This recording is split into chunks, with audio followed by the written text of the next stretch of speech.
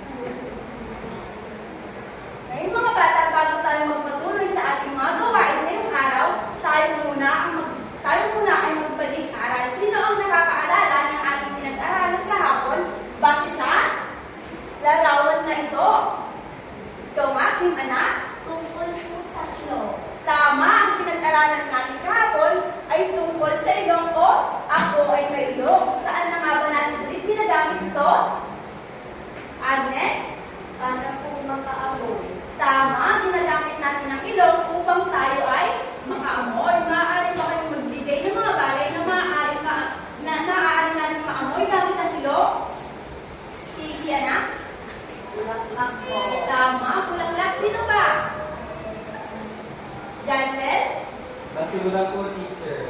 Sino bang nakakalala? Alpha? Sila po, kain po, teacher. Tama, ang mga inyong nabanggit ay ang pinag-aralan natin kahapon. Tandaan na ang ilong ay mahalagang parte ng ating katawan sapagkat nakakatulong ito upang tayo ay makaamoy. Ngayon naman mga bata, sinong nais kumanta? Mabuti naman kung gano'n, may inanda akong video dito at ang gagawin lamang ay sabayan at kantahin ito. Maaari kayong magsigaw.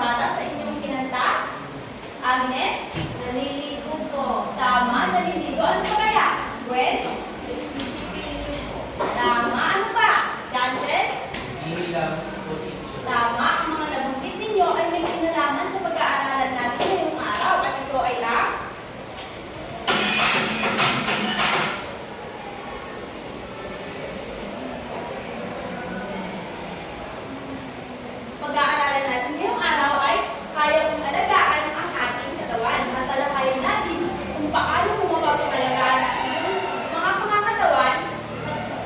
ang iyong mga pangangatawan, at pag-aaralan din natin ang mga kagamitan upang magawa ito. Handa na ba kayong matuto mga bata? Ngunit bago ang lahat, mayroon kong gustong ibigay sa ating si Dora. Ano kaya ito?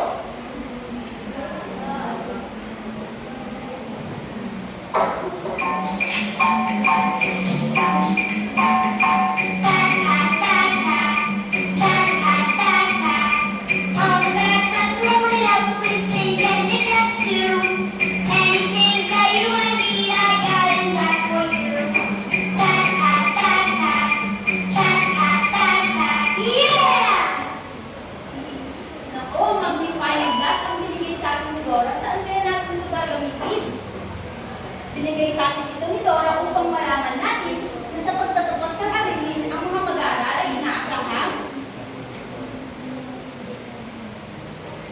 Natutuwa ang mga paraan kung paano napapangalagaan ang katawan, napapangalagaan ang mga bagay na ginagamit upang mapanatiling malinis ang katawan at ang pamuli na isasagawa ang pangangalaga ng katawan sa araw-araw. Hindi ba't masayang maglaro mga bata?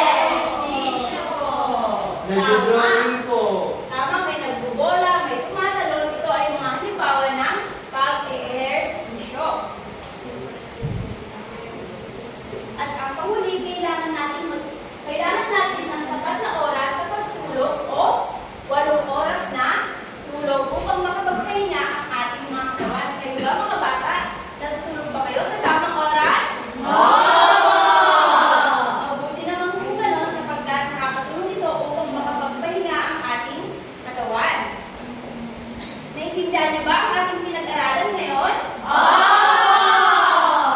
Kung gayon ay magkakaroon tayo ng pagsasanay.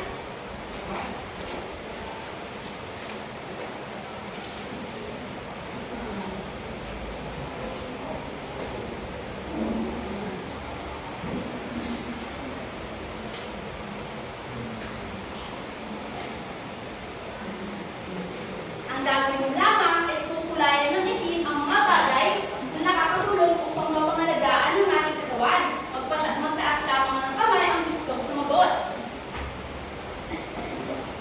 Yazel?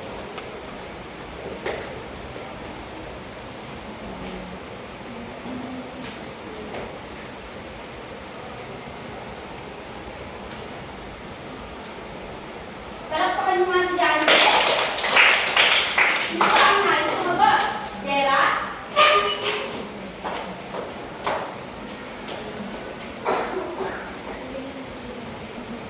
Magaling. Sino pa? Gwen?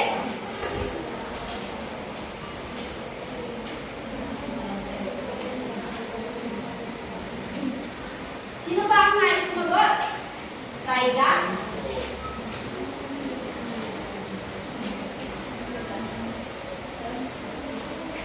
Magagaling palakpakan mo ang inyong mga sarili. Natuto ba kayo ngayong araw, mga bata? Oh! Kung gayon, ano na mga ulit ang ating pinag-aralan kahapon? Ay ngayong araw? Tungkol po sa pangangalaga sa katawan. Tama, ang pinag-aralan natin ngayong araw ay pangangalaga sa ating katawan na nakakatulong upang bumuti at lumakas ang ating pangangatawan. Maaari ba kayong magbigay ng mga paraan upang mapanatiling malinis ang ating katawan? Gwen? Sisipilyo po. Tama, pagsisipilyo. Jera? Pag-iigo po. Magaling. Raisa? Pagsusuklay po. Ano pa? Easy? Pag-inom po ng vitamin. Tama, magagaling mga bata. Palakpakan niyo ang inyong mga sarili. Dahil sa salamat po na kayo ay natuto sa ating aralin ngayong araw. May mga katanungan pa ba kayo mga bata? Wala na po. Kung ngayon, lagi natin tatandaan na ang mga paraan upang mapangalagaan ang ating katawan ay maligo at magsipilyo araw-araw, maghugas ng mga kamay gamit ang sabon at tubig, magsukulay ng buhok, mag-exercise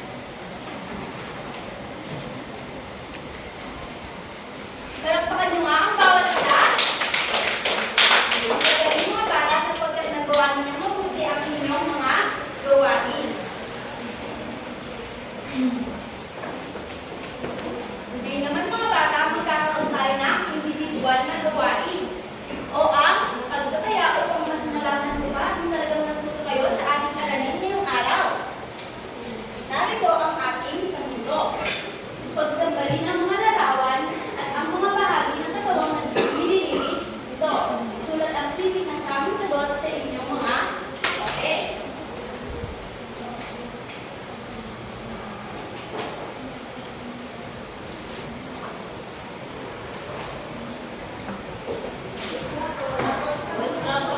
Tapos na mga bata, maaari nang ipasa ito sa harap.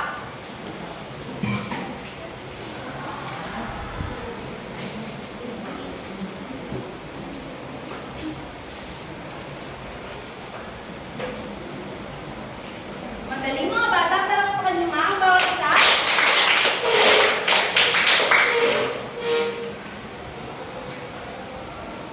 Ngayon na